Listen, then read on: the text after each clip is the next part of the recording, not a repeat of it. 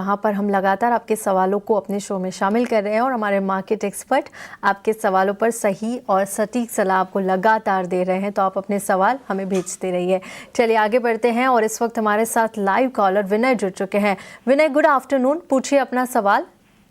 Good afternoon. मेरे पास L&T के 1000 shares है, 3224 के प्राइस से। आई एम एन इन्वेस्टर, तो 2-3 साल रख सकता हूँ, तो उसका टारगेट प्राइस क्या होगा, पहला क्वेश्चन। और दूसरा जी उनकी और डिफेंस, ऐसे इसमें डेटा सेंटर में इन्वेस्ट करना है, तो उसका कहाँ पे इन्वेस्ट करूँ? ये 2 सवाल है मेरे।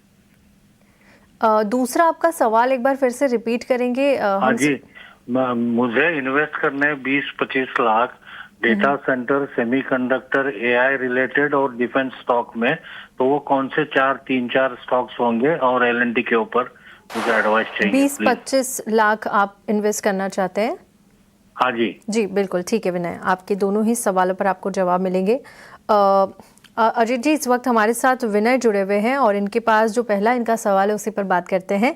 L&T के शेयर्स है 1000 की क्वांटिटी में 3224 ये अपना बाइंग प्राइस बता रहे हैं और आज देखिए 4302 के लेवल पे L&T में कारोबार हो रहा है और करीब आधे % से ज़्यादा की तेज़ी है। इस वक्त काफ़ी बढ़िया प्रॉफिट ये यहाँ पर कमा रहे हैं क्योंकि इनके बाइंग प्राइस से तो काफ़ी ऊपर निकल चुका है L&T।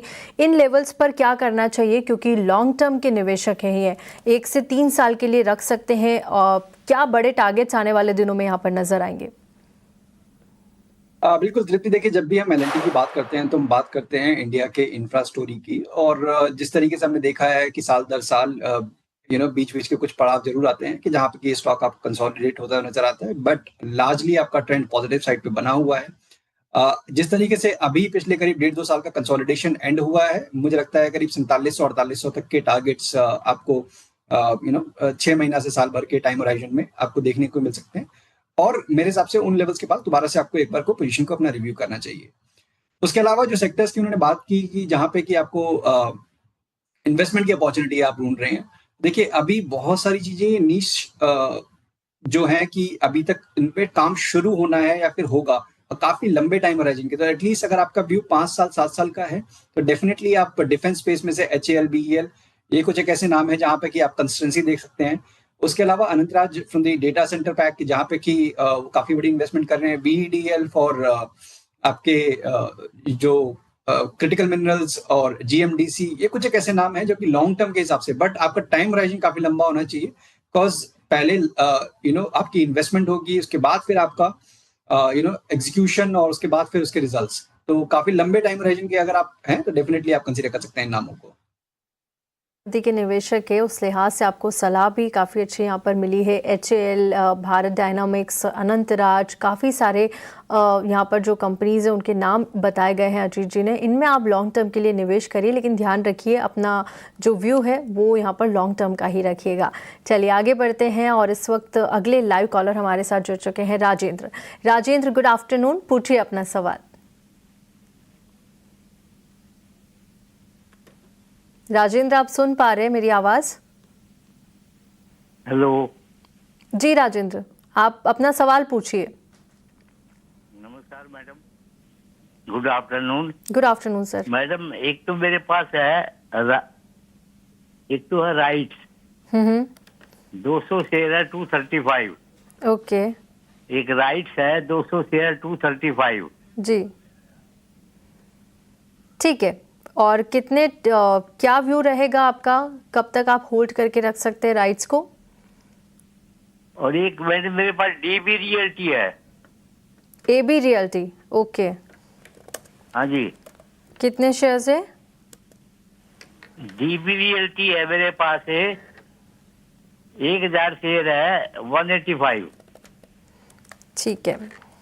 DB realty, DB realty, okay ठीक है। 1000 जी जी बिल्कुल ठीक है। ठीक है, यहाँ पर राजेंद्र जी आपको दोनों ही शेयरों पर सलाह मिलेगी। और सबसे पहले अगर बात करें राइट्स की, तो इनके पास राइट्स के 200 की क्वांटिटी में शेयर्स है। 235 से अपना खरीद प्राइस बता रहे हैं।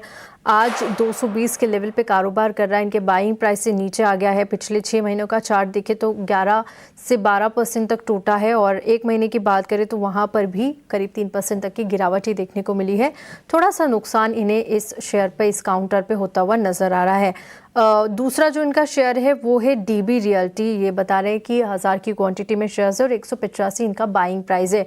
दोनों ही शेयरों में ये नज़रिया अपना शेयर नहीं कर पाए, लेकिन अजीत जी क्या करना चाहिए? फिलहाल इन लेवल्स पे होल्ड करके रखे। देखिए डीबी रियल्टी में भी काफ़ी बड़ा नुकसान ये झेल रहे, करीब 63,000 रुपये से ज़्यादा का नुकसान। आज डीबी रियल्टी में भी करीब 1.5% से ज़्यादा की गिरावट है। क्या सलाह रहेगी राजेंद्र जी को? बिल्कुल देखिए, यहाँ पे राइट्स की अगर बात करें तो एक नेगेटिव ट्रेंड ही अनफोल्ड होते हुए नजर आ रहा है। मीन्स मैं देख पा रहा हूँ कि सितंबर मंथ में 2024 रिकॉर्ड हाइस को रीटेस्ट करने की कोशिश हुई थी। स्टॉक का बोनस हुआ, उसके बाद से गिरावट का जो दौर है वो अभी तक थमता हुआ नजर नहीं आ रहा है। बीच बीच में रिकवरी के अटेम्प्ट जरूर हुए हैं, बट वो फेड आउट हो गए हैं। अभी एक चीज जो पॉजिटिव है कि अपने प्रीवियस स्विंग लोज और सपोर्ट जोन उनके पास ये ट्रेड कर रहा है, तो पॉसिबिलिटी है कि एक रिबाउंड का अटेम्प्ट दिखे। तो उसमें उनको कोशिश करनी चाहिए कि अगर 230 240 का जो जोन है जिनके पास इनकी बाइंग है, वहां पे एक बार को दिखता है तो डेफिनेटली एक बार एग्जिट करने की राय होगी।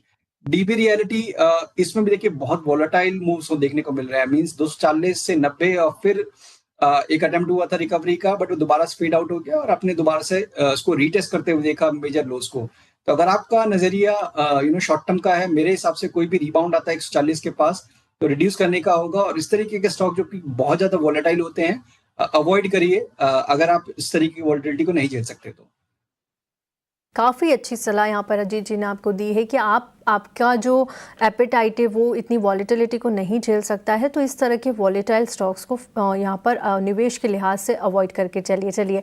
इसी के साथ यहाँ पर योर स्टॉक के फर्स्ट एडिशन को समाप्त करेंगे। अजीत जी बहुत बहुत शुक्रिया आपका हमारे साथ जुड़ने के लिए और हमारे दर्शकों का मार्गदर्शन करने के लिए। शुक्रिया सर। वक्त